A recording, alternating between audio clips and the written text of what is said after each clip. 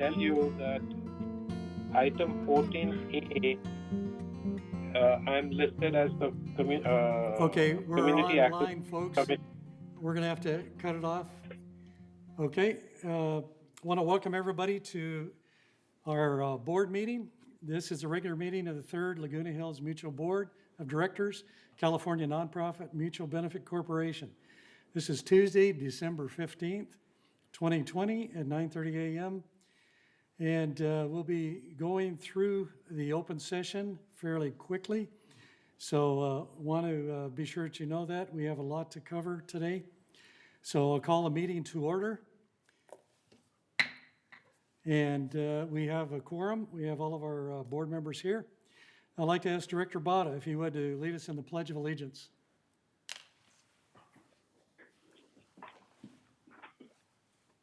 Thank you, President Parsons. Please all rise and follow after me. Put your right hand on your chest, and I pledge allegiance to the flag of the United States of America and to the republic for which it stands, one nation, under God, indivisible, with liberty and justice for all. Thank you. Please be seated. Okay, if you would check your electronic devices, please, so we don't have any interference. We'll acknowledge the media at a distance. Do I hear a motion to approve the agenda? Okay, Donna moves. There's one. Ralph seconds. Okay, is there anything we need to take up on the agenda itself? There's a small typo, I would think. Okay. And that is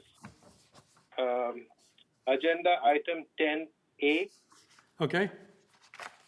It says the tree at 5395A, but we need to add the street name over there. Okay, and what's the street name? I'm not sure. I'm guessing Bahia Blanca. Okay. The staff needs to please make a note of that. Okay, yeah, we'll add that to it and be sure it's in our report. Okay, anything else? Also, 14A. 14A? It should be 14A. Okay. It should be either Director Karimi or Director Dudson. For, okay. Community Activities Committee. Oh, okay. Okay. Yeah. Thank you. Okay. Thank you. All righty. We have these modifications to make. Yes, Steve. Hello? I have a change Okay. on the agenda right here. Okay. I have a change on the agenda. Item, I think it's 10A. I just lost my place on my iPad. It's that tree situation. I think it's on the consent calendar. Consent calendar item number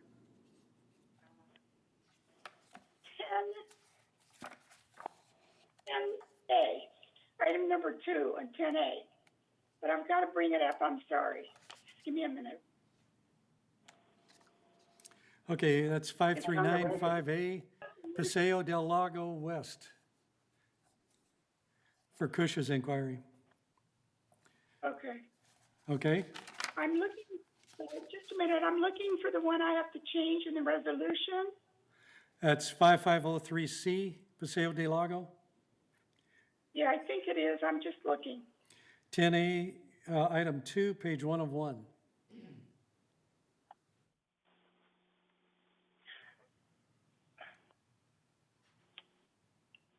I can't find the correction. I'm sorry. I lost my place on the iPad. I should have printed this out. Okay, it's the third paragraph up from the bottom.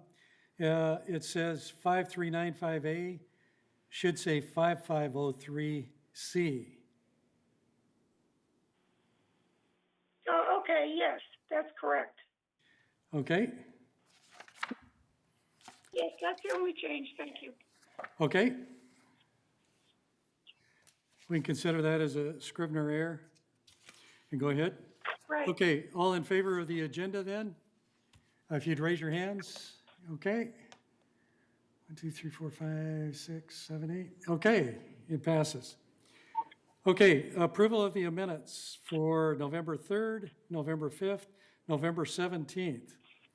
Unless anybody has any objection, we can take all three of those together in the same motion. Anybody would like to make a motion on that, please? So moved. Okay, Kush moves. Did we accept those reports? Second? Okay, Debbie, seconds? Okay, unless there's any objection, we'll consider it common consent. Hearing no objections, we'll stand as approved. Okay, report of the chair. One thing I want to bring up, and Jeff and Siobahn are going to be talking about some other topics, so I'll let them cover those. Recently, there's been a task force put together of Third, United, and GRF on insurance. And they've had one meeting at least. The next meeting is going to be this Thursday. We're all sharing information on what we're finding out on insurance.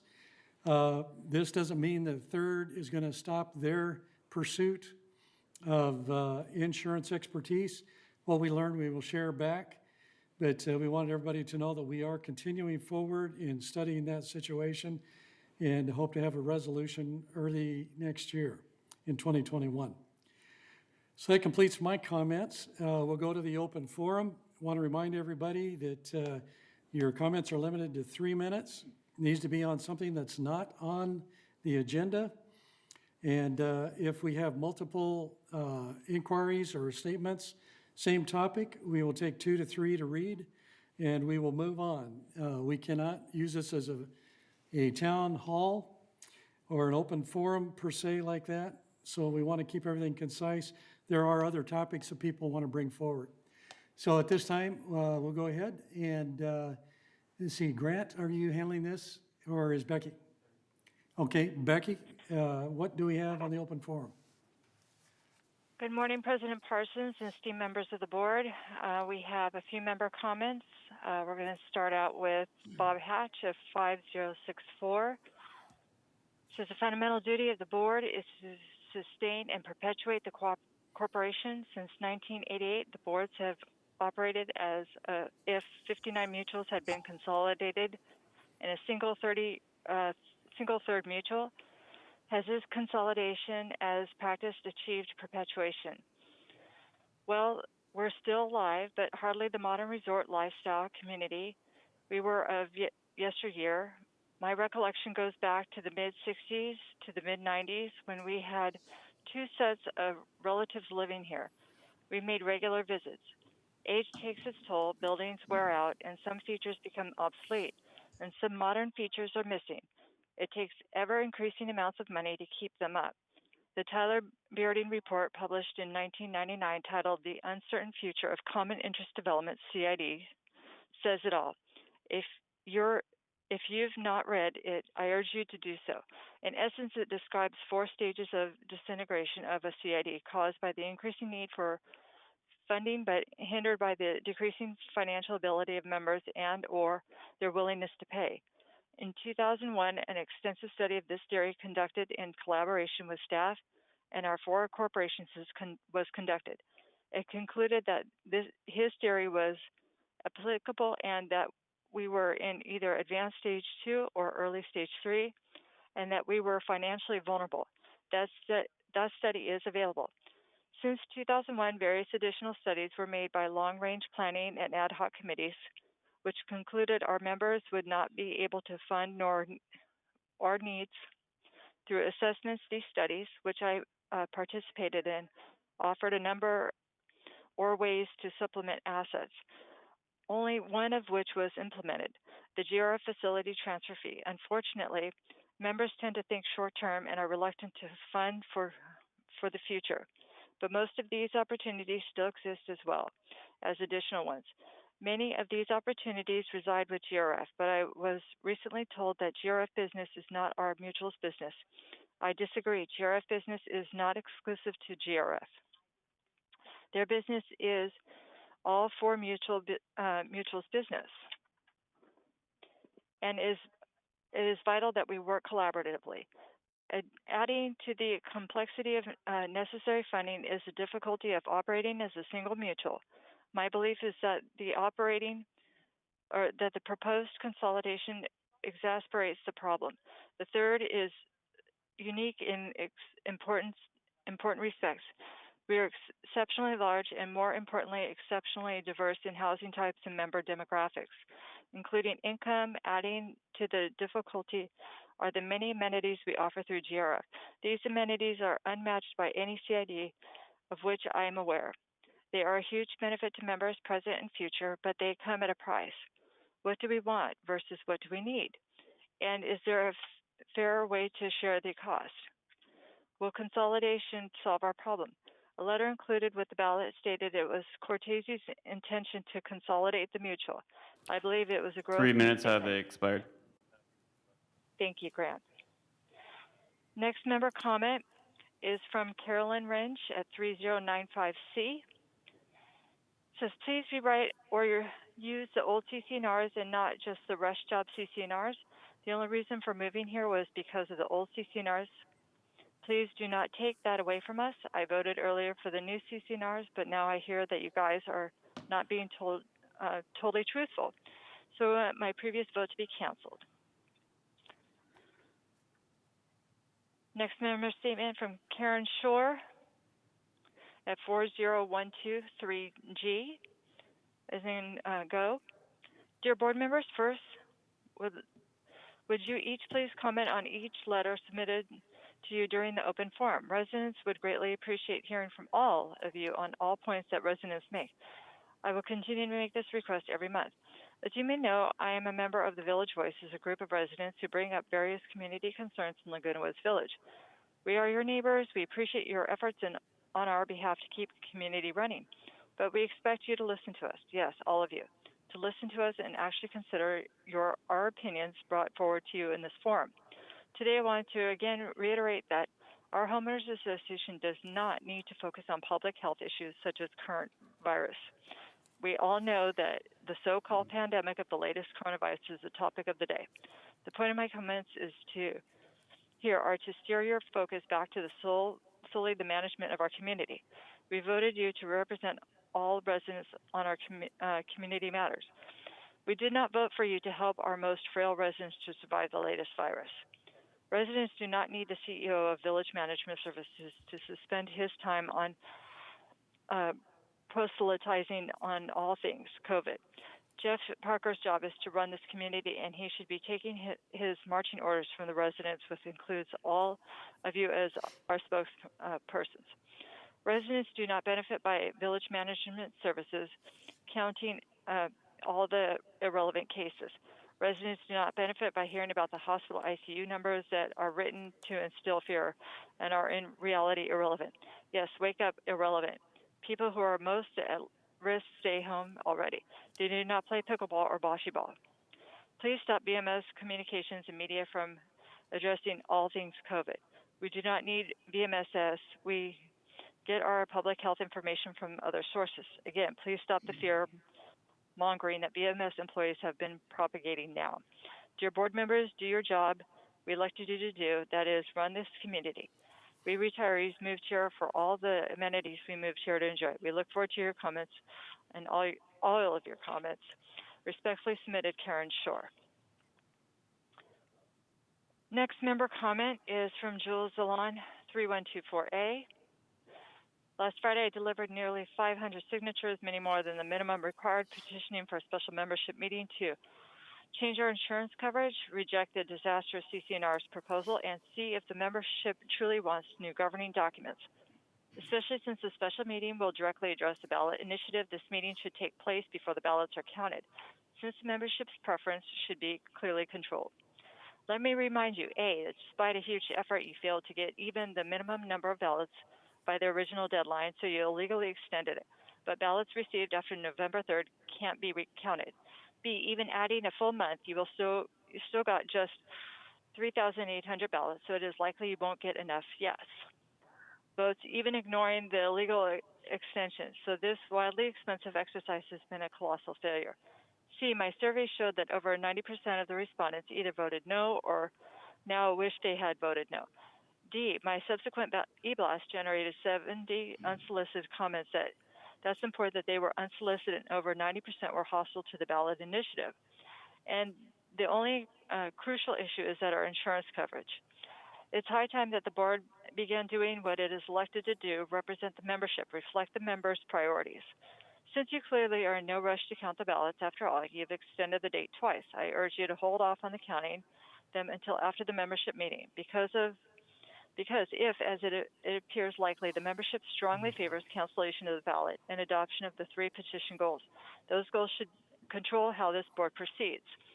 The way our president is seeking to ignore the will of the people reminds us of how scared and delicate our unique system of self-government really is. The pillar, the very foundation of what the system is, the government services, the people, not the other way around. This board represents the membership, and the membership's interests must be paramount.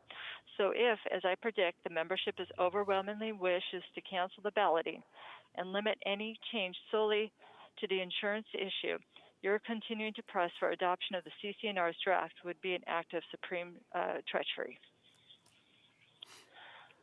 Okay, next comment, Susan Smallwood, and she is at 3456B and 3033N as in Nancy. To the Third Mutual Board of Directors, first I implore you that after a Santa Ana wind condition or at least weekly, our sidewalks be cleaned. So many more of us are out walking in this pandemic. We dodge uneven concrete and full of landscape debris on our sidewalks. Last Friday, my neighbor Marilyn Handelman, who is 94 and smart as a whip, was out for twice daily walk with her dog, slipped and fell on a wet pine needles near cul-de-sac 345. Her dog ran away. Someone was able to retrieve Missy. By the time Marilyn made it home, she was so shaken. I called security, made a report, and stayed with her for several hours to be sure she was okay. This isn't the first time Marilyn, 6 months ago, the big nuts off a tree fell on her, startled her, and fortunately her daughter was there to catch her. We need to do better for safety of our residents. I implore you to go back to keeping our sidewalks clean. Second, we need our carports to be cleaned. I am getting ready to put my condo 3033N up for sale, and I went into the upper cabinets of my carport, and everything was filthy. Someone is blowing debris up through the back of the carports, and the dirt is coming in. The inside area is continually full of dirt, landscape debris, and fallen leaves. This is a rat haven. Yesterday, I swept as much as I could for my own neighbor whose husband is in hospice and my other neighbor who is working. By the time I got home, I had taken a Claritin before my migraine came in. Also, please fix the huge hole from a car accident in the side of the building, as this does not help with the sale of my unit, nor the deplorable conditions of the carports themselves. Lastly, I respectfully request that you listen and hear. We know this has been a difficult time for you as a board director of the Third Mutuals during this pandemic. I can only imagine the advice you received for the CCNR bylaws was not thought out and has happened in any emergency situation. A knee-jerk reaction has been pointed out to me. There are 4 issues for the examination for you. 1, an amendment to the current CCNR insurance requirement. 2, consolidation of the 59 mutuals. And 3, amendments to Exhibit E, maintenance schedules matrix. 4 are amendments to the CCNR and bylaws. Require more than a single yes or no vote on a single ballot proposition that has broad implications, as each of these issues appears to be inappropriate on its face. Respectfully, Susan Smallwood and Tim Cooper. Last member comment. Okay, good. So this is from Lynn Carbose, and she is at 3350C. Please answer the 3 questions. 1, assuming the ballot proposition count is insufficient for adoption, is this board willing to commission a task force to members with extensive Laguna Woods HOA governing experience to review any update requirements and recommend any changes needed? 2, is it true that the current ballot proposition disallows any future variances for common and exclusive area adjacents to single-story condominiums? If so, what are the reasons for such a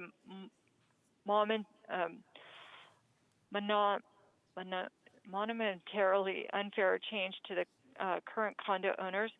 3, what is the Powers unpaid resident attorney on the panel for the town halls and featured in prepaid TV spots on commercial TV shows lobbying for this proposition? Thanks, Lynn Carbos. That is all. Thank you. Okay, thank you very much. I'll start with the board members. Anybody want to address any of these? And we can go through them. Okay, Robert? Yeah, I'd like to address Karen Shore's email. I am really very impressed by her cavalier attitude about the health and well-being of her neighbors and friends in the community. The board does take very seriously the health and well-being of all members of Third Mutual. And therefore, I, speaking just as myself as a board member, Ms. Shore, am actually somewhat insulted by your attitude about masks, about the COVID issue. You say it's a supposed pandemic. As of this morning, Orange County has now reported 143 cases of COVID in Laguna Woods. So I, for one, actually am interested in more protection for our members than less.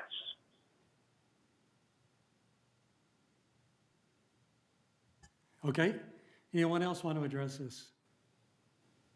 Yes, President Parson, Annie Okay, McCary. Debbie? And I would just, Annie McCary, Annie. Oh, Annie, go ahead. Annie. And I'll go next. Okay, so I'd just like to say, and this is specifically to Karen and for anyone else, if you've ever lost a family member or a loved one due to COVID, then I think your attitude might be a little bit different. If you've ever lost someone that you weren't able to travel to do your final goodbyes, even though you're healthy, your attitude might be a little bit different. And also, in this community, there's not a hospital that takes residents who don't believe in COVID. The hospitals and all the local healthcare facilities provide care to everyone. So there's not a separate hospital for people who don't believe that this epidemic is real. There's one healthcare facility that takes care of everyone. So if you're not concerned for yourself, and if you don't believe that what we're doing is actually for the good of the whole, then I feel sorry for you. And it is my hope that you never end up in a hospital where you have to share the services of all healthcare providers along with the people who really need it. Then, again, I feel bad for you. My commitment to this board and to this community is support whatever efforts that are necessary to keep the entire community safe. Thank you. Thank you, Annie. Lynn?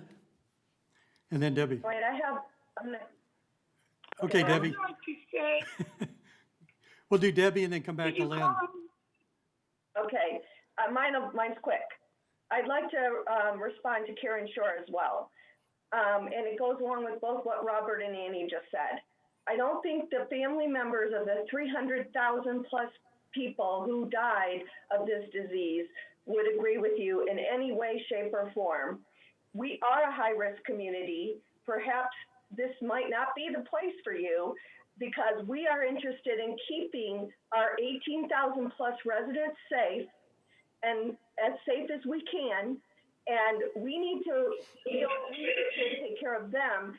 And if there's 100 or less people who think that this is a hoax, I feel sorry for you because it's not. And the millions of people who have COVID right now would not agree either. So I support every effort to improve and increase our safety here in the village, not take away. And so thank you. And I think, Jeff, telling us the truth every time on the TV is incredibly important. Thank you for that. Okay, Lynn? Yes, I wanted to say that I hope that Jeff will I actually asked Jeff to continue his reports on the COVID situation at the board meetings and on this day. I think they're very important. I've talked to several residents. They look forward to those. They record this day so that they make sure that they don't miss your talk on this day. But at the board meetings, I think they're critical. We have a pretty large audience for our TV, for our board meetings, and thank you, Jeff, for continuing on with those reports. Okay, anyone else? I'd like to address Bob Hatch's letter. We will obtain a copy of the study he mentioned, I think it was 1999, and look at that, or the article. As far as his comments about being involved with GRF business, we are through communities and task forces. We do look into things. Right now, United is coming up with a white paper that they're researching on behalf of GRF. They're going to present it to the GRF board for their consideration. So we are doing things like that. We are doing a lot of things collaborative. As far as, let's see, committees with GRF, we are heavily involved with that. And to my knowledge, you can join and listen in on a lot of these committees if you so want to, so you can get a better understanding of what's happening from the GRF side.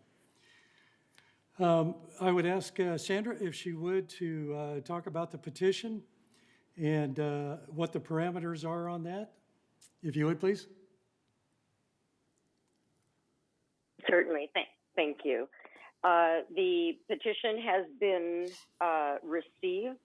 I did see an email that there were additional petitions that were going to be served from, I believe it was from Mr. Hatch, so please make sure to contact Grant. The timing, the statutory timing on the petition will continue and be dated from the date of the original receipt of the petition. The Board of Directors will be discussing this legal matter in executive session today.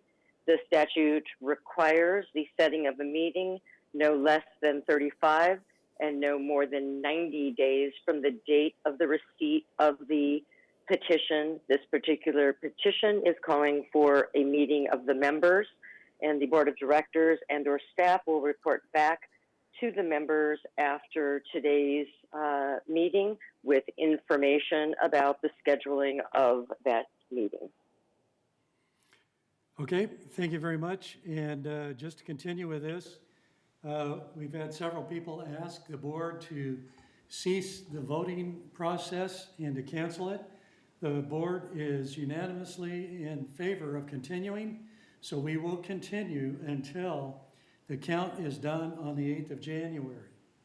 So be aware of that. We will not be stopping the process.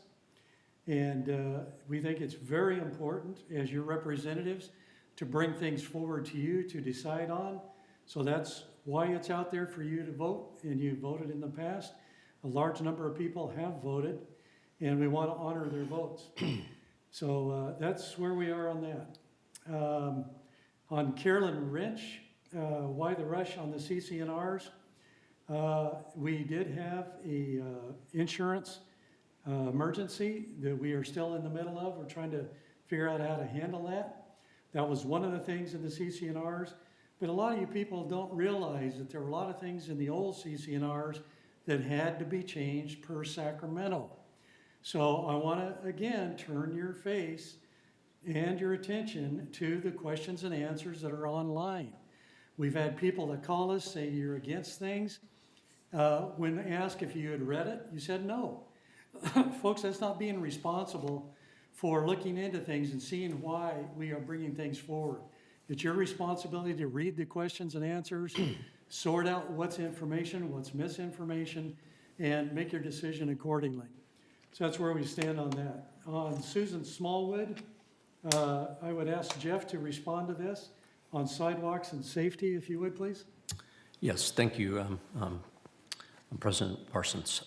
With regards to Mrs. Smallwood's comments, wanted to first, with regards to carport cleaning, We had our last carport cleaning in October, and we are scheduled to do 3 carport cleanings and garage cleanings throughout the year.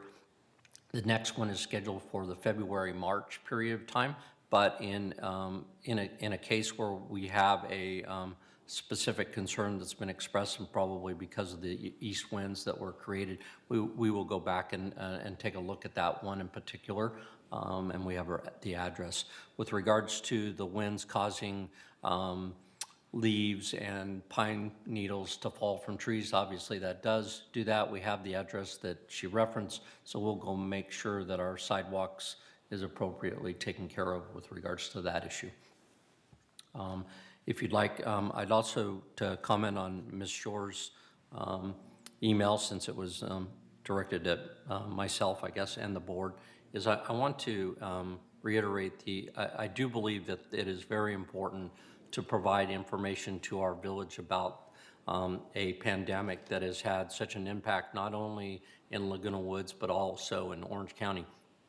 And what does that mean? That means that especially right now when ICU beds are being used up at the capacity that they are, it means that when somebody needs an ICU bed that's not COVID related, they're either having to go to a different location, different hospital, or they are not having that care that we all wish the hospitals could provide. And that's the concerns that the hospitals throughout Orange County, throughout all of our region, which are now part of the Southern California region with regards to hospitalizations and ICUs, is that when capacity gets to the point of 0, like it was announced this morning that Riverside is at, then they need to transfer patients to other hospital areas.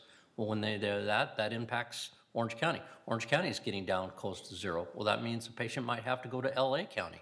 That has an impact on families, has an impact on care, and so it is important for us to provide that information.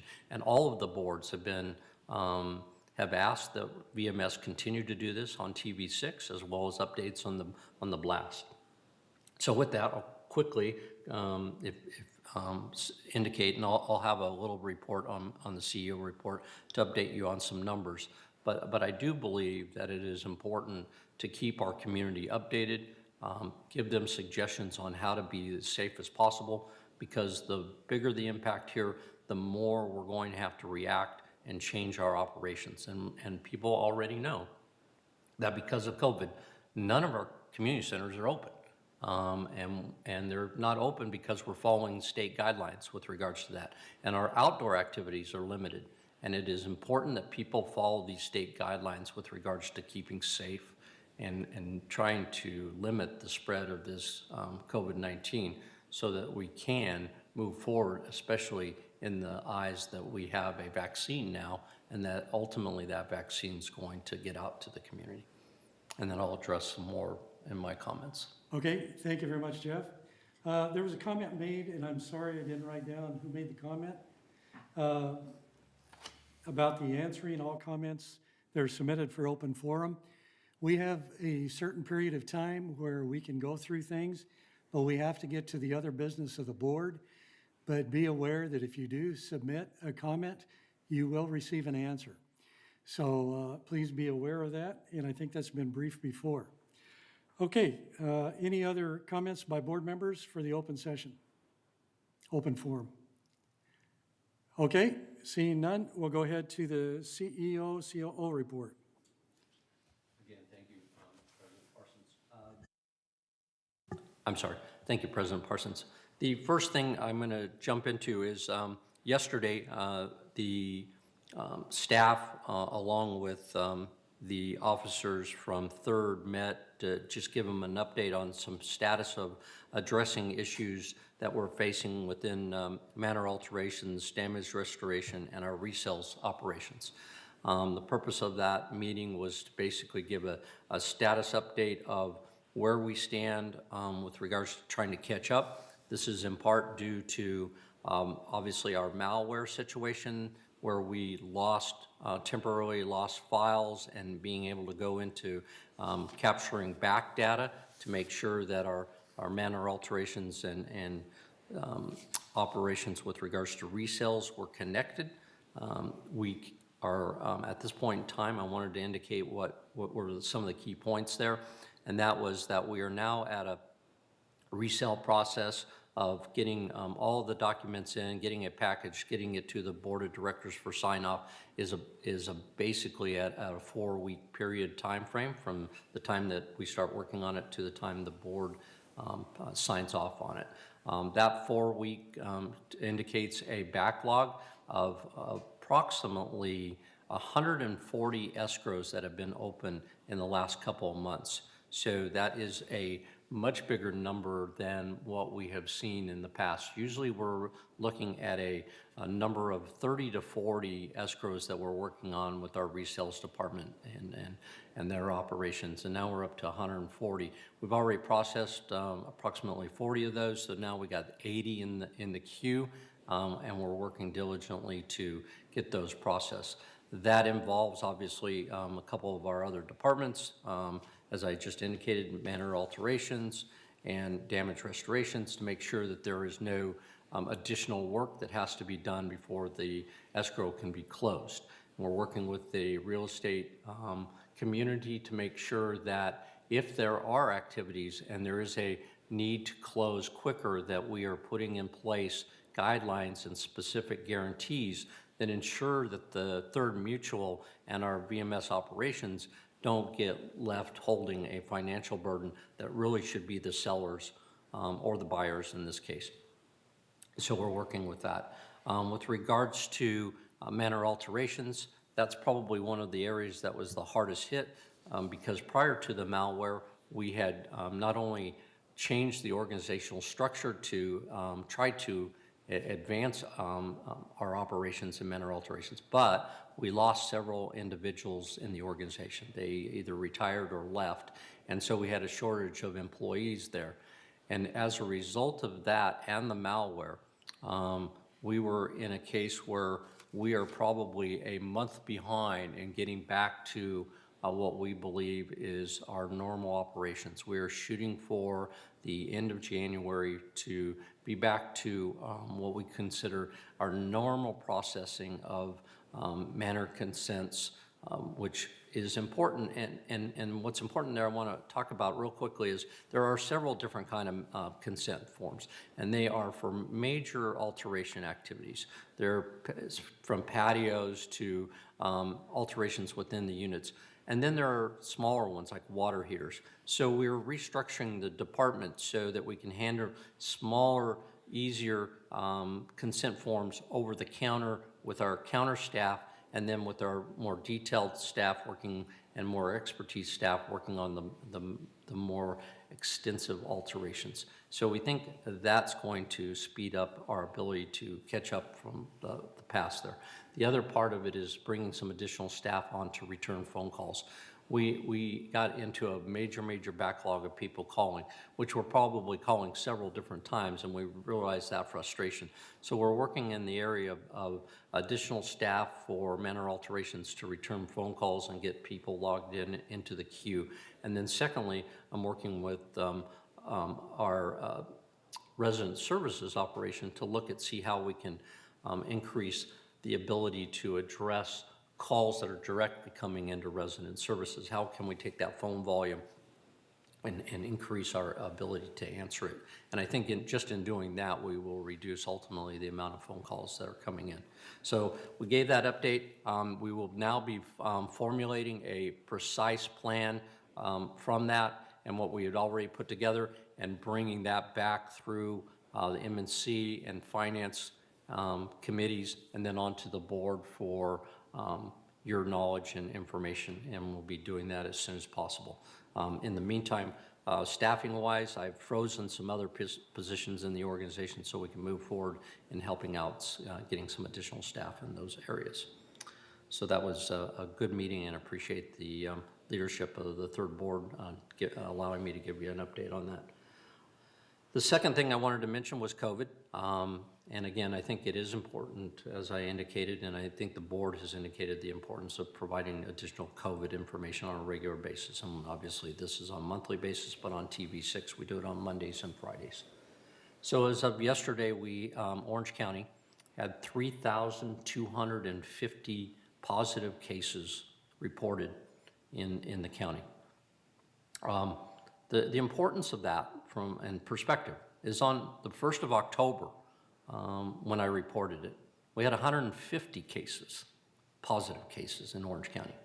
So 150 positive cases to 3,250 is just an enormous increase in COVID activity in Orange County. And the result of that is that now there are 1,287 cases that are in hospitalization, and 280 of those are in ICUs. So what was reported this morning by the Orange County Health Agency is that they are nearing the zero number with regards to available ICU beds in Orange County. And as I referenced earlier, Riverside County announced that they were at zero. So this is now why the governor came out with this Southern California concept, because the counties of Southern California are going to have to share resources if this pandemic and the number of cases continue to grow. Mr. Bunchik mentioned we're in Laguna Woods. This is the city of Laguna Woods, as the numbers are indicated, are now at 143 cases. That was 130 the day before. So we jumped from 130 to 143 in one day. That's a pretty significant, if you calculate that percentage, that's a pretty significant jump in the percentage of cases in Laguna Woods itself. So it is important for people to understand, it is important for people to take precautions. It is important to wash your hands, wear your mask, follow social distancing, and follow the state guidelines and county guidelines. There is a need to address this. We are an at-risk community here. And it is important that we take every precaution that we can so that we can limit this and so that we can reopen things. We can do more outside activities. We can hopefully, come back to we can do indoor activities. Those are all critical, and if we don't work together and if we're not knowledgeable about what's out there, I'm afraid that we're gonna fail in our abilities to move quickly to be in a better position. The last thing I wanted to mention on COVID is that there is an Orange County it's out of the Orange County healthcare system. There is a specific vaccine task force that has been formed, and they have over 20 members of that task force that service various agencies, from public safety agencies to the Committee on Aging and hospitals, all represented, healthcare industry, all represented on this task force, which is to identify the precise way and the manner in which vaccines are going to be distributed once and now that they're here, and what is going to be the protocol going into the spring. As I indicated before, we have been in contact with that task force. We have actually asked for a membership on that task force. That we have not received input yet on that. We hope that we can be a partner there, because we know that we are a large population community of at-risk seniors. So we want to make sure that that organization and that leadership understands the importance of getting distribution of the vaccine here at the village as fast as possible. We are not, there was a report in the Orange County Register, I want to clarify it. We are not forming our own task force. It is imperative that we follow the guidelines from the OC task force. I'm working specifically with board members from GRF, Third, United, VMS, to keeping them informed of where the task force is, and we'll keep continuing those kind of updates. But we are not forming our own task force, because we're going to rely on that determination from the OC Health to how they are going to distribute vaccines, and whether that's going to be through the hospitals and healthcare process, or what the county has had in the past, what's called a pod, which is a special acronym for putting out distributions in various locations. If they use the pod system, we actually have 3 of our community centers designated as distribution centers if they went that route. But at this point in time, it seems like they're headed towards distribution through medical facilities, hospital facilities, partly because, as you know, the Pfizer vaccine and some of the other vaccines need to be kept in very secure and high, or low, I should say, temperature environments, and it's easier to do in these bigger facilities. And so having them be the key points of distribution is probably the way it looks like it's headed out with regards to Orange County. But we'll keep you updated because we'd like to get that vaccine in here in the community as fast as possible. The designation, obviously, right now, you've heard that there are some vaccines here. That's going to hospital workers, first responders. They are the first ones getting then after that, it will go to nursing homes, facilities like that need it.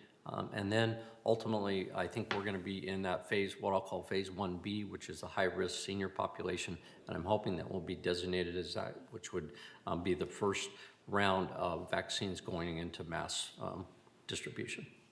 And that's all I have to report. And I appreciate the board's support with regards to the COVID-19 issue.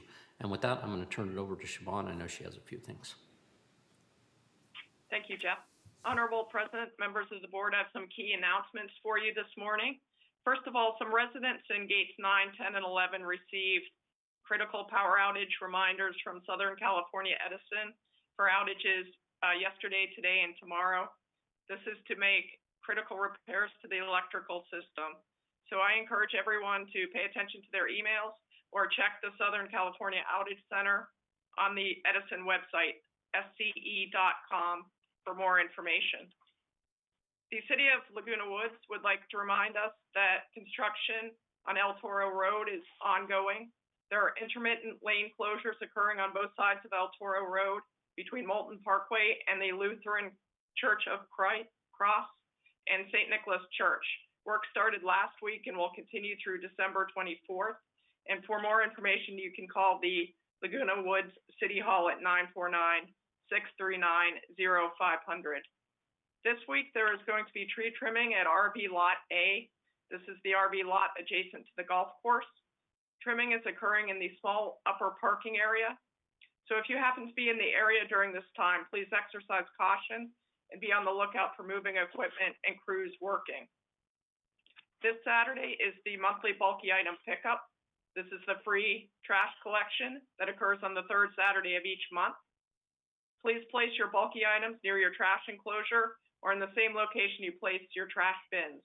Items may be set out the night before or no later than 7 a.m. on Saturday morning collection day. Please notify resident services prior to setting out your items at 949-597-4600. And we have a reminder to stock up on laundry quarters this Thursday, December 17th, because there will be no coin exchange programs on Thursday, December 24th, or Thursday, December 31st. On December 17th, the roll purchase limit will be suspended so everyone can have sufficient quantities. The distribution occurs at Clubhouse 3 for United Mutual residents and Clubhouse 5 for Third Mutual residents from 8 a.m. to noon. And then the regular coin exchange program will resume on Thursday, January 7th. The holiday transportation schedule is published. On Christmas Eve, there will be no fixed route service. Plan a ride will be available, however, for all residents from 8 a.m. to 4 p.m. And you can call transportation at 949-597-4659 to make reservations. On New Year's Eve, there will be regular bus service, and there will be no transportation services on Christmas Day or New Year's Day. The Landscape Department has published its Christmas tree recycling schedule.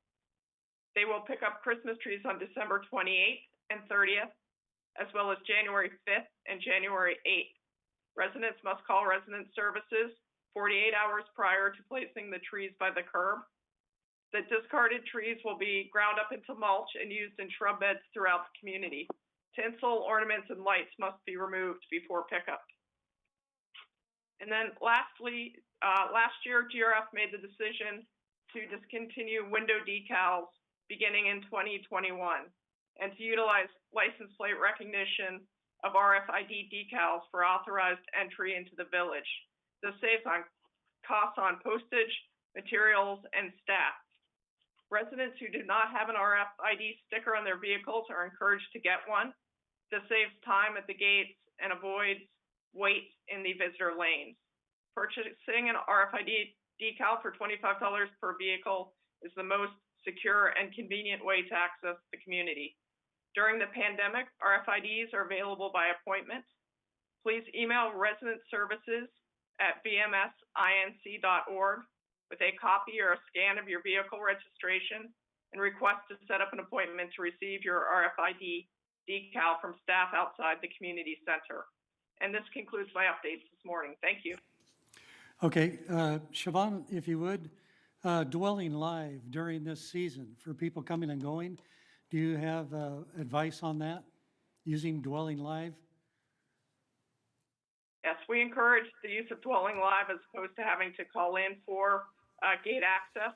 And again, there is a tutorial and information on how to use Village Live on the Village website. So again, we encourage the electronic method as opposed to calling in to resident services. Okay, one of the questions I had for Jeff was, we had talked about historical data, recovery thereof, due to the malware. Do you want to just mention especially for the real estate people, how that's coming along? So the, yes, so the question with regards to our data with regards to resales, we are able to, at this point in time, process everything with regards to the resale. What is not available to us yet at this point in time, because we're continuing to scrub and make sure that we don't have any additional malwares, is some of our historic data with regards to a unit. So if you're processing a sale and you have opened escrow and everything, we can process that, we will process that. What we don't have that is sometimes helpful is to go back and identify what occurred, 15 years ago. What was there specifically some kind of manner alteration or work in that format? And sometimes that comes up into the documents that Pamela uses in doing her resale package. And so we're still working on getting all of that back up into our new system, but it's not affecting us moving forward with any resale. Thank you very much. Any questions for CEO or COO by board members? Okay, if not, thank you very much. We will go on to the consent calendar. Do I hear a motion to accept the items on the consent calendar? Robert moves. Annie seconds. We got a third and a fourth, so unless there's any objection to this, we will consider it under unanimous consent. Hearing or seeing no objections, we'll go ahead and move forward. Unfinished business. I'll turn this over to Lynn, and we'll go to item 11A.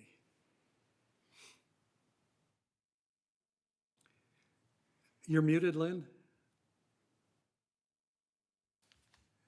Lynn, you're muted. Got it. Thank you, President Parsons. This resolution was approved at our last board meeting was one that is for standard 12 exterior wall attachments and spells out the criteria for any wall attachments within Third Mutual. It has satisfied a 28-day notification for member review and comment to comply with Civil Code 4360. I move that this resolution be approved. Is there a second? Okay. I would ask Grant, if you would, to poll everybody for a vote since this has been satisfied and is coming before the board for approval.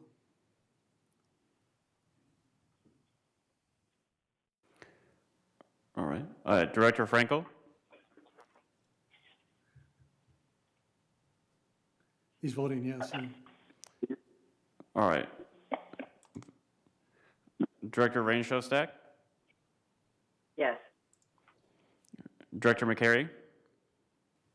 Yes. Director Wayne? Yes. Director Engdahl?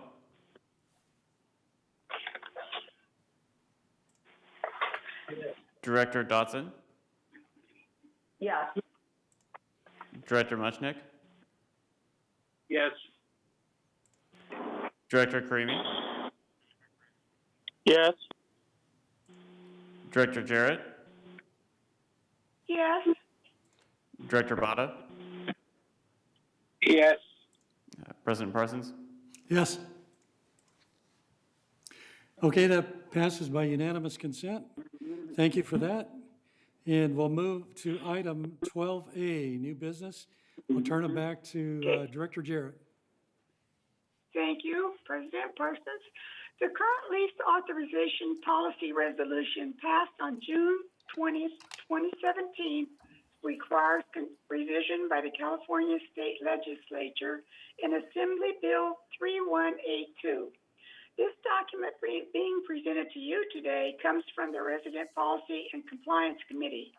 The revisions include, but are not limited to, one that prohibits short-term rentals for 30 days or less, limits the total number of rental homes in the community to no less than 25%, and it cannot require owners to occupy a unit prior to leasing of the unit. We must postpone approval of this resolution 28 days for member review and comment to comply with Civil Code 4360. Okay, thank you. President. Yes, does somebody have a comment? Okay. Anybody that's interested in reading this, it's about 38 pages long. Let staff know, and we can send it to you electronically to go through. We'll have a little bit more on this as we go through our other meetings, but this is really something you need to pay attention to because there are seasonal changes on leasing, okay? When we have people that leave out of here in April, May timeframe and don't come back until November, December timeframe, a lot of them like to lease out their places. So you're gonna see a spike there. So during those times, we may be getting very close to pushing this policy forward. So just for you to be aware of this, get yourself a copy, go through it, and send us your comments. Thank you very much, Lynn. Any other comments on this by the board members?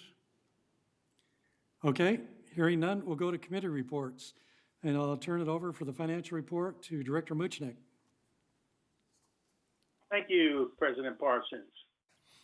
Grant, if we could please have the first slide up on the screen.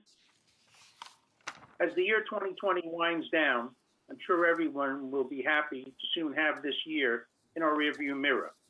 While this has been a very difficult and trying year for everyone, I just want to take a moment to say for all who have struggled with the virus, either personally or some family member or friend, my thoughts are with you, especially during this holiday season. Okay, next slide, please, Grant. Hopefully now you are somewhat familiar with the type of monthly treasurer's report and the accompanying slides that I share with you. If not, my report will probably look somewhat different from those of the other boards. I like to share with you the data each month that gives you a 3-month perspective. This slide provides you with an overview of how income increased month over month for the 3 months ending October 31st. From August 31st to October 31st, Third Mutual saw an additional assessment revenue in the amount of $2,853,000, which is up an additional $89,000 over the revenue from the month of September. At the end of October, Third Mutual had total assessment revenue of $27,636,000.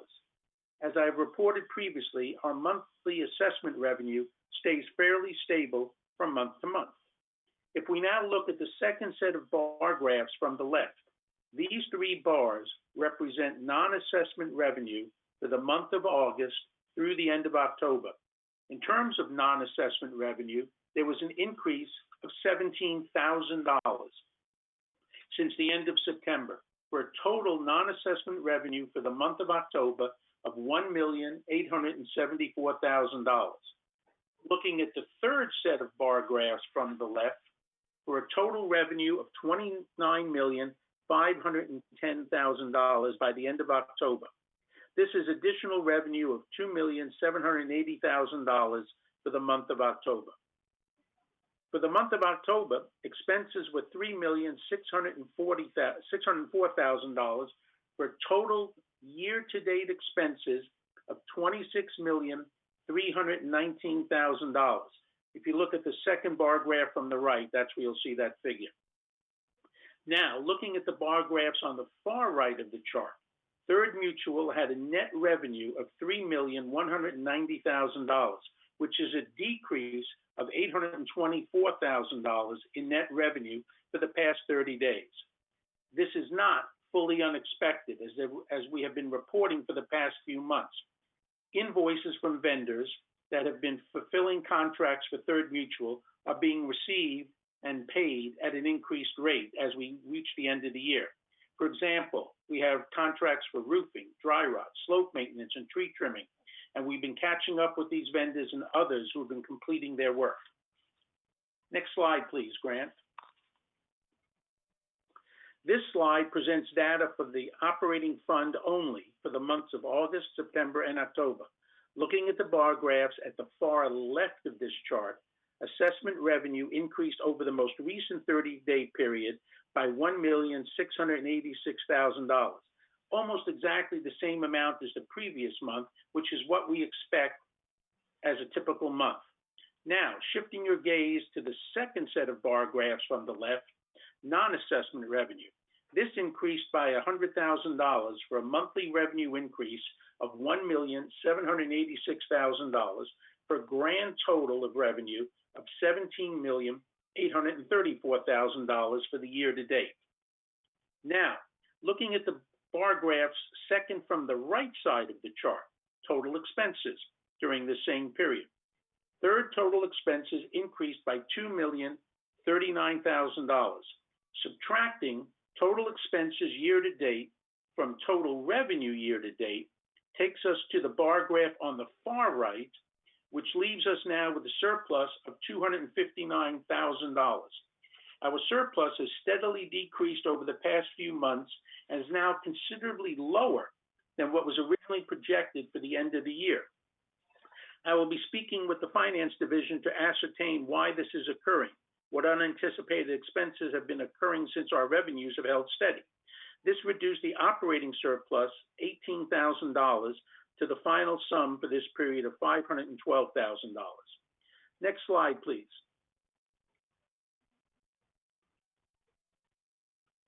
This slide compares our actual revenues and expenses to what was originally budgeted. As can be seen from the slide, actual and budget assessment revenue was on the far left, as one would expect the same.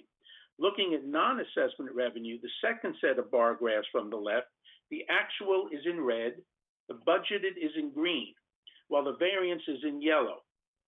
The non-assessment revenue had a positive variance of $218,000 over budgeted for year to date ending in October. Now, looking at the bar graphs in the second section from the right, total expense, one can see that our actual expenses year to date were $5,237,000 less than budgeted.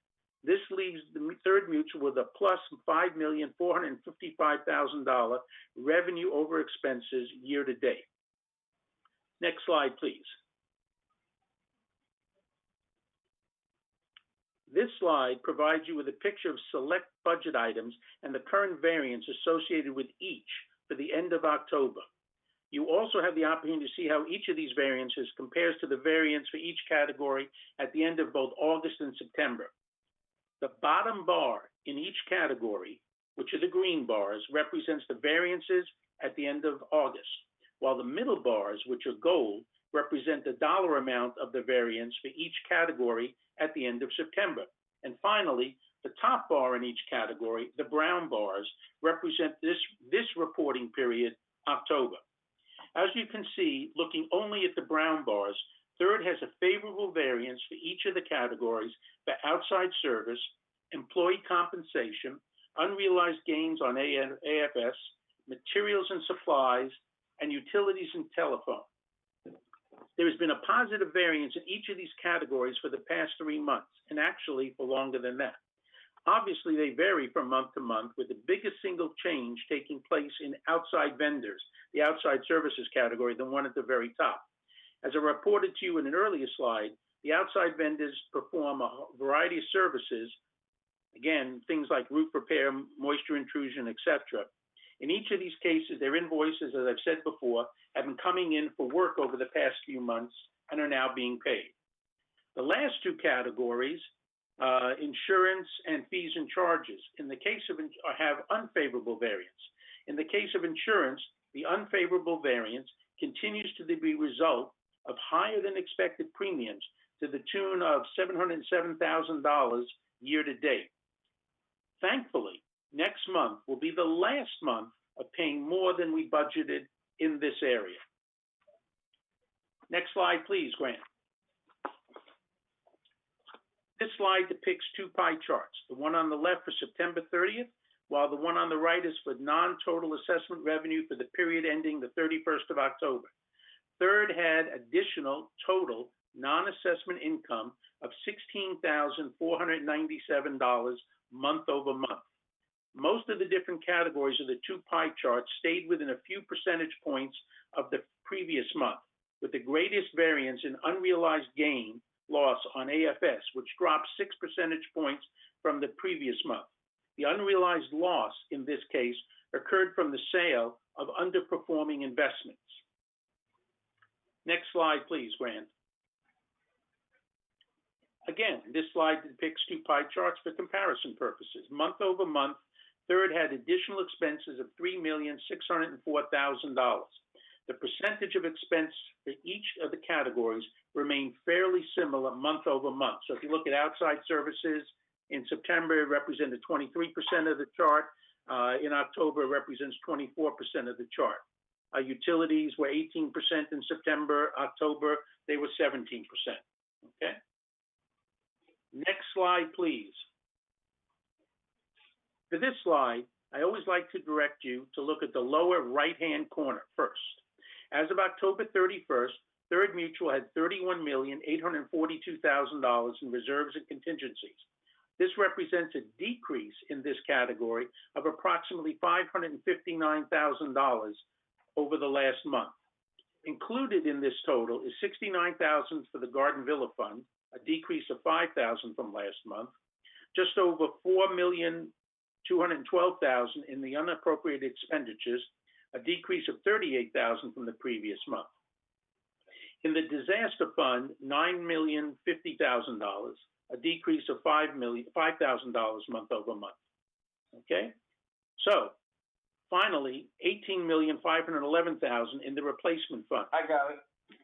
Year to date, Third had $11.7 million in contributions and interest added to these funds, while we had $8.6 million in expenditures for a net increase year to date of just over $3 million, which is the total increase in the non-operating fund balances.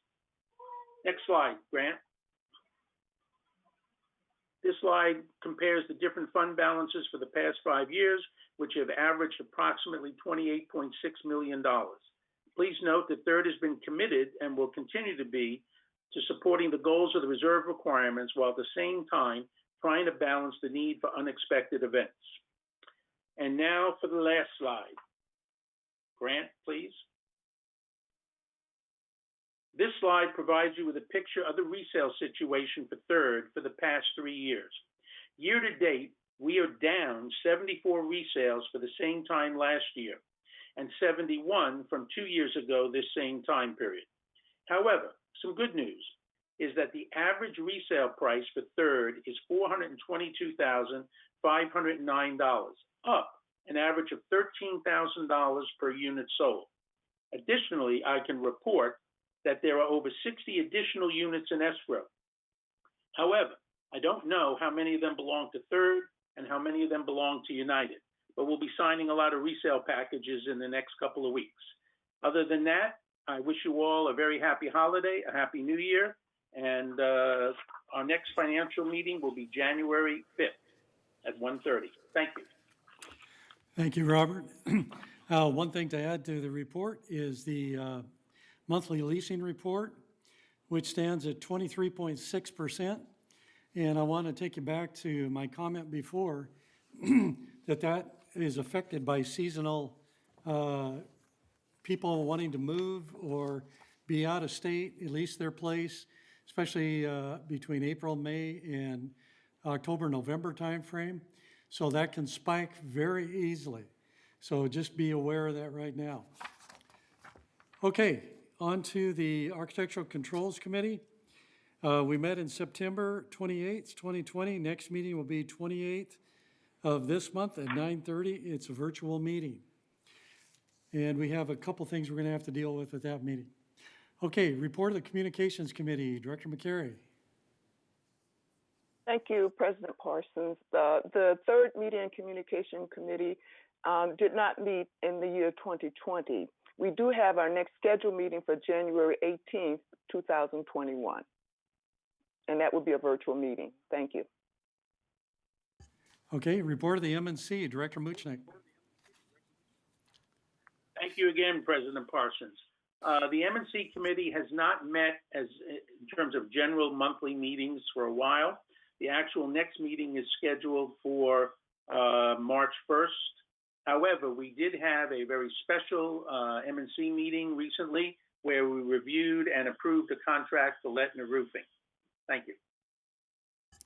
Okay, report of the Parking and Golf Cart Task Force. We are re-energizing this. Our meeting will be January 20th, 2021 at 2 p.m. It'll be a virtual meeting. So we'll be giving you a report after that. Garden Villa Rec Room Subcommittee, Director Jarrett. Yes, the last meeting was in October, so I have nothing new to report since last month. But the next meeting will be in January the 14th of 2021 at 10 a.m. Okay, continuing on with the report of Landscape Committee, Director Jarrett. Okay. Second. Okay. Thank you, President Parsons. The meeting on December the 15th was streamed on Granicus, but I understand that the first part of the meeting was skipped due to technical reasons. Three recommendations were discussed and sent to the board for approval today, and those are the ones we approved in the consent calendar.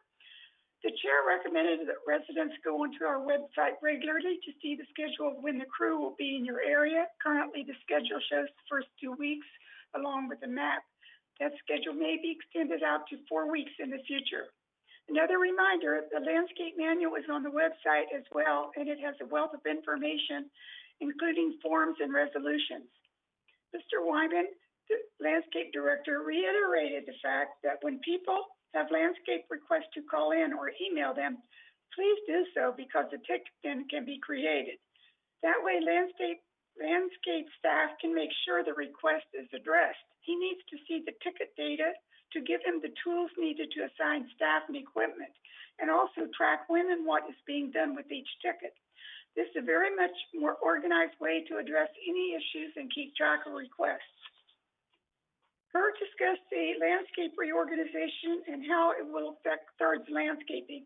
He now has two managers who split the department in half and made a manager for each half, with himself in charge of all primary operations and support staff. It seems to be working very well. The organic chemicals around the irrigation boxes, trees, and some of the shrubs is working well. With 52 miles of edging in the village and many irrigation boxes, this is a big help. The board has approved 3 new positions that will have a planting crew who remove the older, outgrown plants and replace with more suitable plants which don't require as much maintenance. Just as a reminder, we're not running our board business on social media. So if you need anything, please contact us, and we're here for you. The next meeting will be January the 7th of 2021 at 9:30 a.m. virtual meeting. Thank you. A report of the Water Subcommittee, Director Karimi.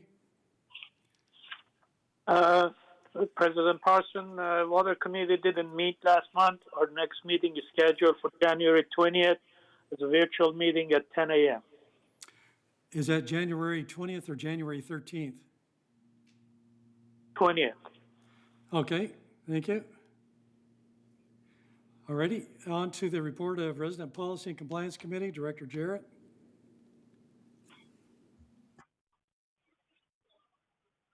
President Parsons. This committee met on December the 2nd. We thought we had a good, solid barbecue policy to bring to the board, but at the last minute, we realized that we have a policy, but we didn't have a solid implementation plan, so we're back to the drawing board. There wasn't much work to do for the lease policy that we brought to you today for approval.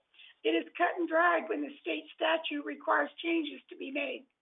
At the next meeting, we will be reviewing the no smoking rules in third, as well as multi-unit ownership qualifications and any other burning item of concern or need. Our next meeting will be on January the 6th at 9:30 a.m.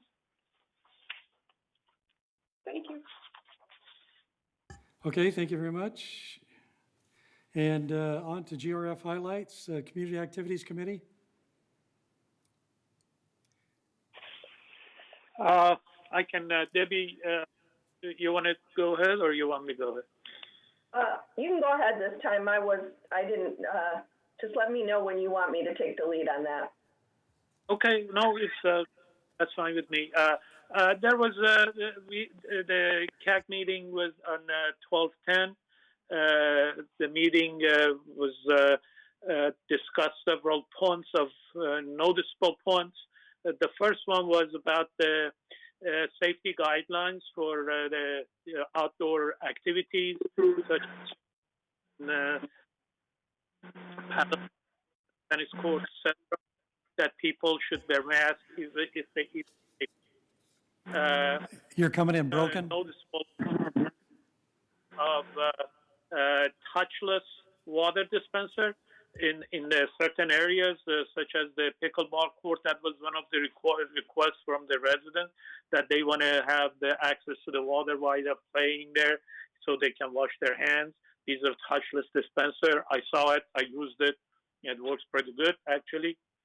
And also there was, I think there is a new change room for the pools that they're, Siobahn probably can shed some lights on that, which pool have those change rooms. Also, there was a discussion about the use of Clubhouse for some activities such as sculpture and painting. There was a big rock that came in. I don't know if it's 8-ton rocks or something that the sculpture working on to make sculpture. It hasn't started. There was a lot of discussion about safety and accessibility, etc. And there was this, mention of the concerts that's going on, I think, for January. Other than that, it was a good meeting and a lot of good discussion. Director Dotson, do you have anything to add on that? No, there were as he just said, there was a lot of discussion about, opening, and I know that there is a lot of concern about the rooms in Clubhouse 4 and some of the outdoor space. Right now we are still under the guidelines set by the health department, and so, there was somebody who had requested an exception to work on the 8,000-pound piece of marble. And right now that just can't be done. We can't set up, we discussed not giving exceptions, because then everyone will ask for one. I am sure that Siobahn and Jeff will let us know the moment it is okay to start reopening the sections of Clubhouse 4 that people are concerned about with regards to ceramics and art and a lot of the other specialty rooms that are in that area. So that was the only thing I wanted to add. Okay. The question that Reza brought up, Siobahn, did you want to talk about changing rooms? Was that a subject? I'm sorry, Mr. Parsons, I'm not up to speed on that. I will have to get back to the board.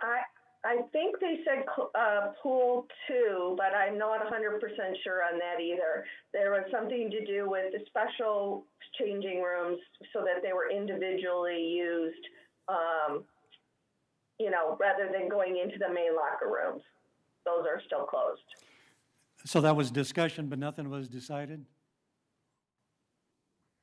I thought it's already in place, but that's what I thought too. Clarification. I'll check and get back to you. More to follow on that. Okay, let's move into the Equestrian Center Ad Hoc Committee. Director Bada. Thank you, President Parsons. We had a meeting on December 3rd, 2020 at 1 p.m. It was a virtual meeting, a lot of good discussion. One of the main things that was discussed was that the 2021 equestrian fees will remain the same, no changes. The other thing that was discussed was the individualized nutrition program, which is in place now. All the horses are being treated by our new equestrian center manager, and they are seeing a tremendous improvement in the condition of the horses. After 6 weeks, that was a observation after 6 weeks that there was a lot of improvement. The next thing that was discussed was Help the Herd, which is a fundraising program for the equestrian center horses. And we are going to try and raise some funds through the VCF, which is headed by Diane Phelps. I'm not exactly sure what VCF stands for. It's a fundraising arm of our community, and they are trying to raise some funds to support our horses. Strongly recommend to all the people who are hearing this to support this and raise. It's a small fundraiser, about close to about $10,000 or so. So strongly recommend to support the horses. Our next meeting is going to be the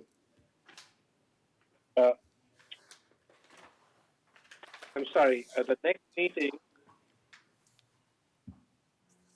is going to be January 6th at 1 p.m. It's a virtual meeting.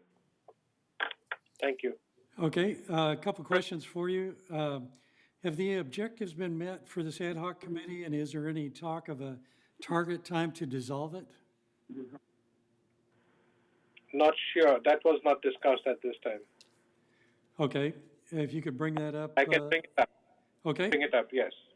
Thanks much. Okay, on to GRF Finance Committee. Director Muchnick. President Parsons just mentioned that since we were on this horses issue, one of the horses had to be put down, I think about 10 days ago, and that was pretty sad, but that has happened. I just want to make sure that you know. Okay, thank you for that comment. Okay, on to GRF Finance Committee, Director Muchnick. Thank you, President Parsons. The last time that the GRF Finance Committee met was October 21, so we gave you a report at the November board meeting for Third Mutual. The next meeting is scheduled for tomorrow at 1:30. I'm not sure what may take place at that meeting, since the committee is typically chaired by the treasurer from GRF Finance, and the GRF Finance treasurer resigned the other day, so I'm not sure who's taking their place and what the meeting will hold. But we'll report back next month as to whatever happens tomorrow. Thank you. Okay, thank you. GRF Landscape Committee, Director Jarrett. Okay, thank you, Mr. President Parsons. Kurt Weeman gave an update on the creek area, and we're still concerned about the monkey pod trees in the creek, because when those pods fall, they're quite large and they could be a hazard. But they really haven't had any reports of people being hurt badly or anything. I think one time they had one that hit somebody, but that was a long time ago. Anyway, last week they started, well, actually, beginning of December, 2 weeks ago, they started clearing the creek, and it's wonderful. I walked over there a couple times last week, in fact. Since they cleared it, it was just a joy. The cattails and the reeds are gone. You can see more ducks and egrets and everything. I mean, it's just wonderful. Of course, that cattails come back every year, but this is the only time of the year that we're allowed to cut them back according to regulatory agencies. Another regulatory agency was here working with the protected turtle that's in our creek, and in the landscape meeting, they had not only the 50-page report from that official, but Also a picture of that turtle. I haven't seen it, but it's just beautiful. And because it's protected, they had 3 pond turtles in there, just plain old little turtles that kind of grow big sometimes. And they had to remove those and relocate them because they can't coexist with that protected turtle that's in our habitat there.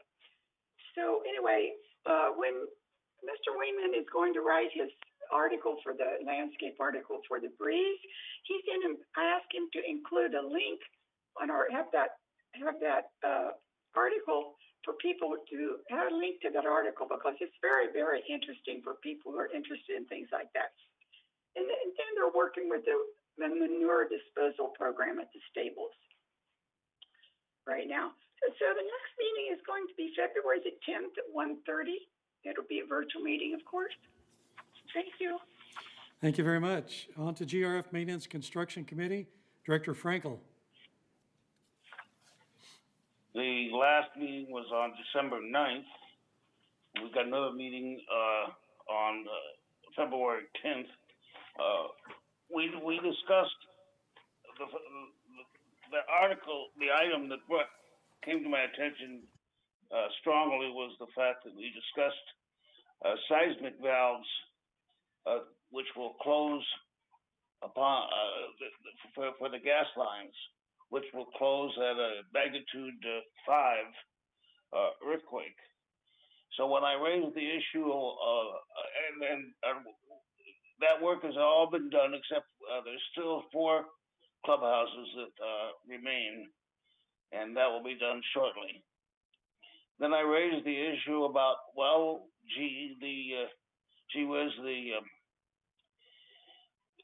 the 110 area has gas, and nobody had an answer about those valves, or are there any valves, which there probably are not.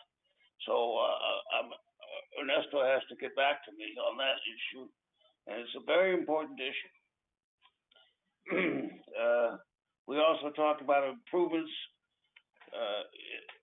for the break room in the community center, and creation of a break room for the first floor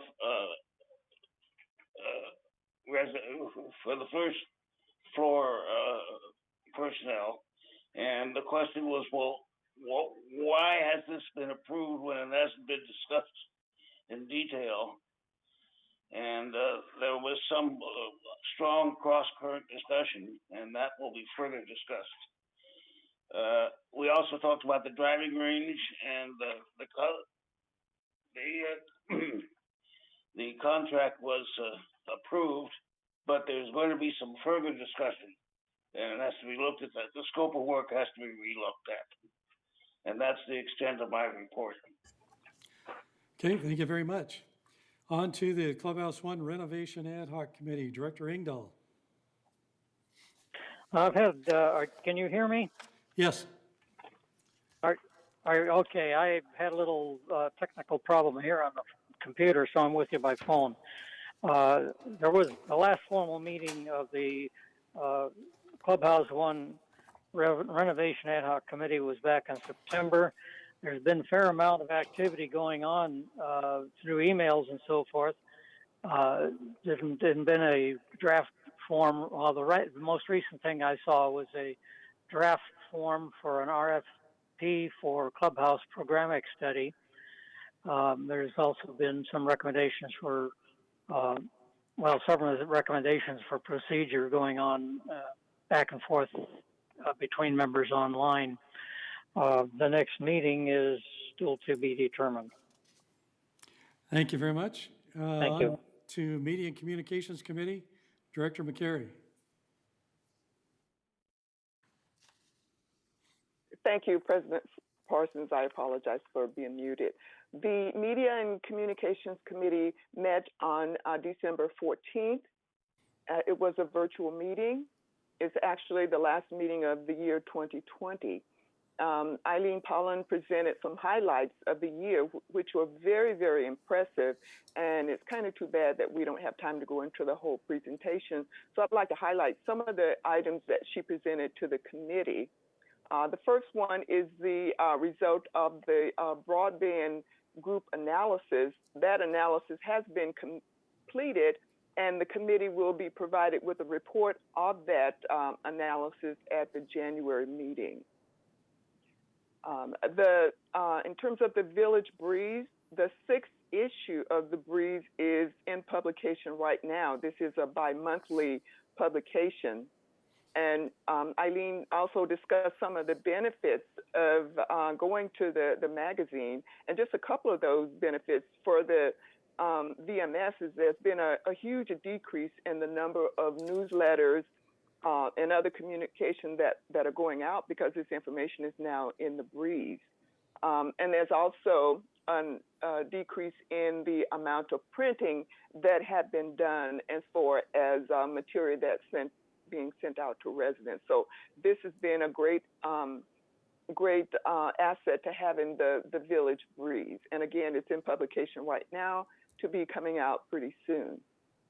Also, in terms of communication with COVID-19, some of the highlights for 2020 was that the communications department did launch a microsite from the Laguna Woods homepage, which includes COVID-19 stats, which are updated daily. It includes frequently asked questions about COVID-19. It has information from the Orange County Healthcare Agency.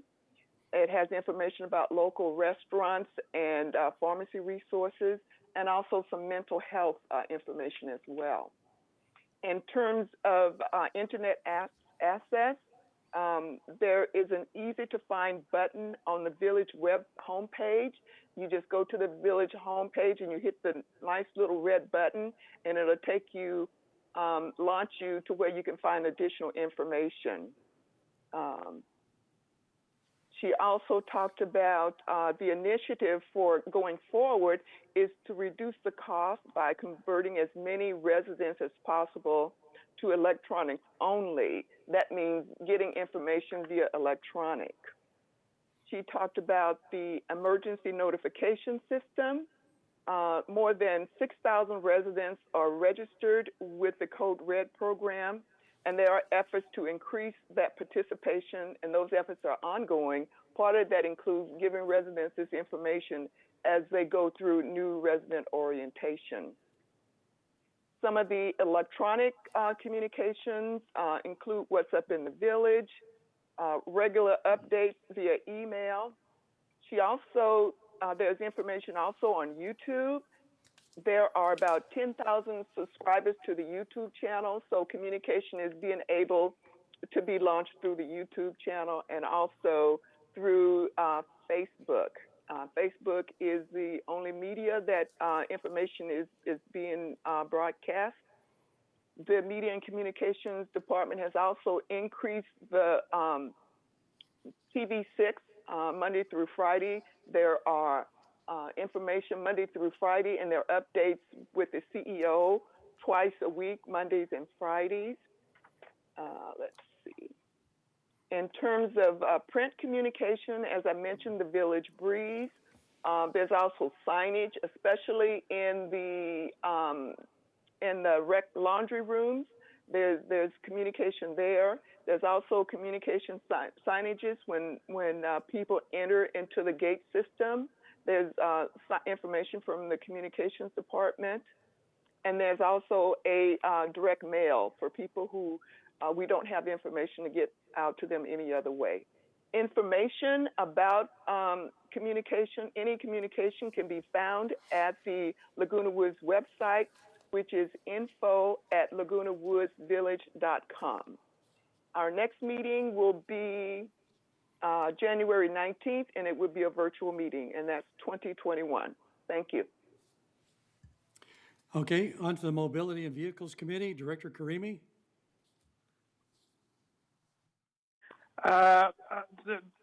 President Parsons, I have not participated in the last meeting.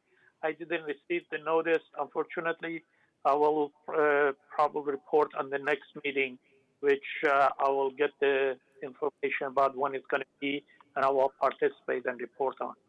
Okay, looks like the last meeting was on October 7th, and the next meeting's February 3rd at 1:30 virtual meeting.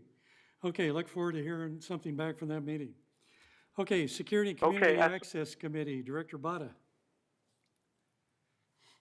Thank you, President Parsons. We haven't had a meeting since August 24th. Our next meeting is scheduled for December 28th, 2020 at 1:30 p.m. It's most likely going to be a virtual meeting. I'd be happy to report on that at our next meeting.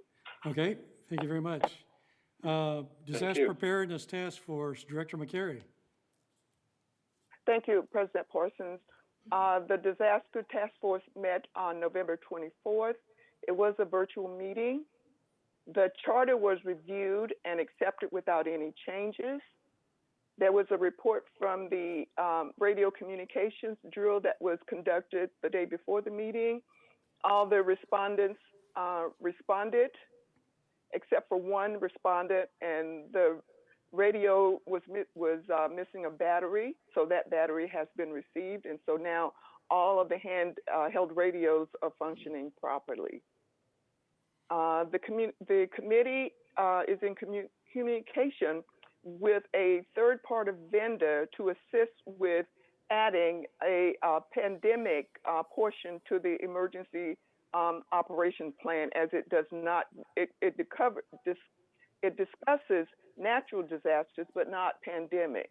And so this third party who created the emergency operating plan is working to add pandemic to that plan as well. And Juanita Skillman has been a designated disaster recovery point person to contact and work with getting additional information in the manual. Members of the committee also looked at recruitment of good neighbor captains. There's still a great need for that, and those efforts are ongoing. The next meeting is scheduled for, I'm sorry, I didn't write the date down for the next disaster preparedness meeting.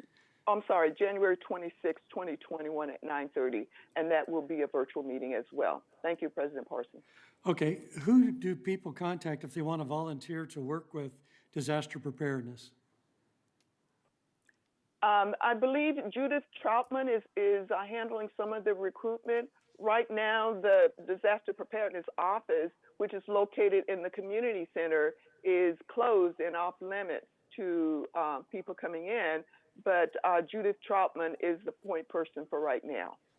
Okay, thank you very much. On to report of Laguna Woods Village traffic hearings. Director Frankel. The November meeting was canceled, and the December meeting will be tomorrow. We have 12 violations which will be addressed, and that's the extent of my report. Okay, and is that an open meeting that people can view? No, it's really for the violators. Okay. All righty, thank you very much. Okay, anything that we skipped over or missed on reports? Okay, if not, looking at future agenda items, there's going to be constant updates on a lot of these things. Like we said, barbecues, policy will be coming out in January. We are looking at a presentation from El Toro Water District, hopefully at our next meeting for about 15 minutes. So stay tuned for that. They're going to cover several different topics. Anything that we want to add to future agenda items? Okay, if not, we'll go on to director comments. And this is a wrap-up time. So I'll just start off with Kush Bada. Do you have anything you'd like to say? No, thank you. Very good meeting. Okay, John Frankel. Well, my comment, Siobhan, is that the requirement for the natural gas valves in the 110 area is really important, and you might want to mention it to Ernesto. I don't believe that those valves exist. Okay, she'll check into that. Okay, Craig, Wayne? It was mentioned that because of the malware problem, that we have gotten behind in getting some things done. One thing that Jeff did not mention that was behind was things that were in the works, but they fell through the cracks for continuing follow-up. So right now, Ernesto has talked to me and let me know that they are getting caught up on those. And one of the residents has stated that she has been now completely fixed. Good. That's it. Okay, Annie McCary. Thank you, President Parsons. A good meeting. To all the residents of Laguna Woods, whether you celebrate the holidays or not, happy holidays. If you don't celebrate, I wish everyone a safe and happy season. So be well, everybody, and take care. Thank you. Okay, Donna Sestock. Thank you, President Parsons. First, I'm honored to be a part of this board and look forward to hopefully serving the community in the coming couple of years of my tenure. And I just want to wish everyone a very happy holiday season and a happy and most of all healthy new year. I think we're all looking forward to a much better 2021. Thank you. Director Debbie Dotson. Yes, I just want to say thank you for a good meeting and to echo the ladies before me, wishing everyone a happy holiday season and in particular a very happy and healthy and safe new year. Thank you. And I'm pleased to be a part of the board. Thank you. Director Muchnick. Mr. Director Franco, I will discuss with Ernesto the issue of the gas in the 110, the cutoff. So please be assured that'll be taken care of very shortly. Also, I just want to echo everybody else. Happy, safe holidays for everybody, for whatever you celebrate. I wish you well and a joyous time. Thank you. Director Karimi. President Parson, I just want to mention that I think I wasn't aware that we, as a community of the seniors, have dropped to Group B on the vaccination process. Mr. Parker mentioned that we are now in Group B. I thought it was Group A, 3 level, third level after the first responder, etc. But it is critical for us to be receiving the vaccine as soon as possible if really we want to go back to some sort of normal activities within the village. So I really encourage Mr. Parker and Siobahn to help us to contact the county and the state to really get us set up with the vaccination process so we can get back to normal. That resolve a lot of issues that we have with our members as far as the activities and recreational facilities goes. So other than that, I wish everyone a happy holidays and stay safe. And, thank you for the good meeting. Okay, thank you. Director Jarrett. I want to say that it's been a really productive year for us, for our board. Everybody's worked so well together in a harmonious way.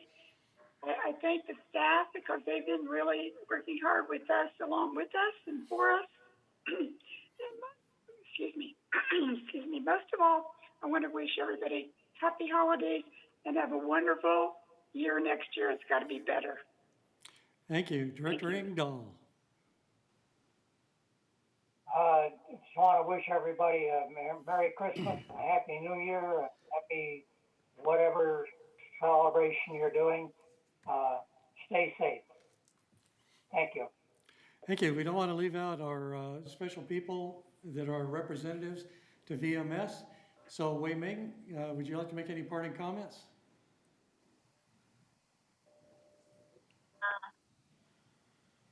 No comment, but wishing everybody happy holiday and stay safe.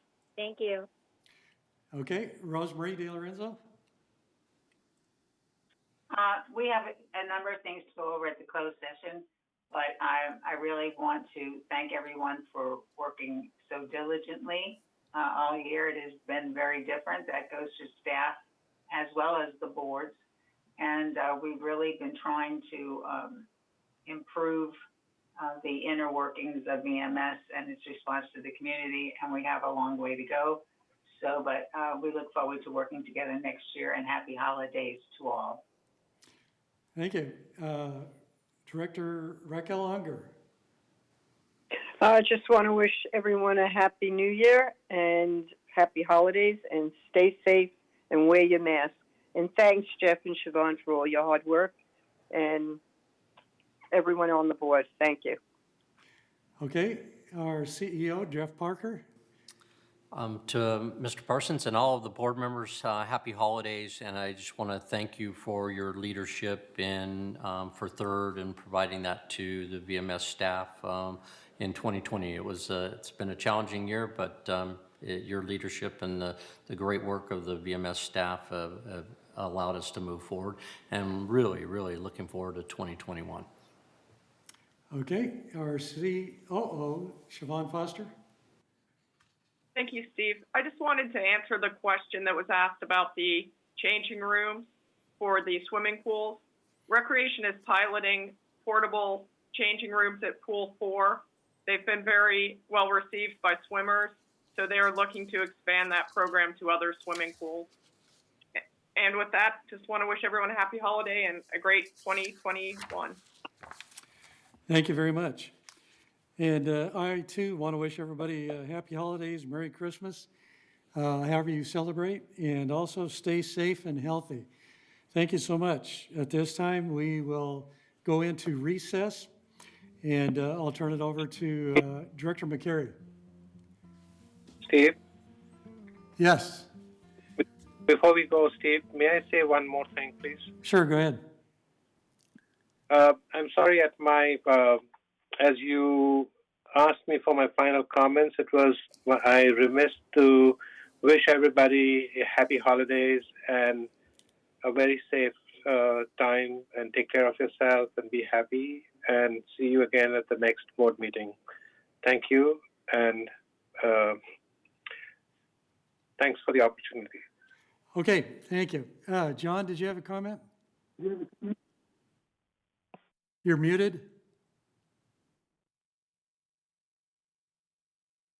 You're muted. There you It's go. now 11:17. What time do you want to reconvene? Annie, what time would you like to reconvene? 11:30. Okay, 11:30. Okay, unless there's any other comments, we'll go ahead and enter into a recess at this time.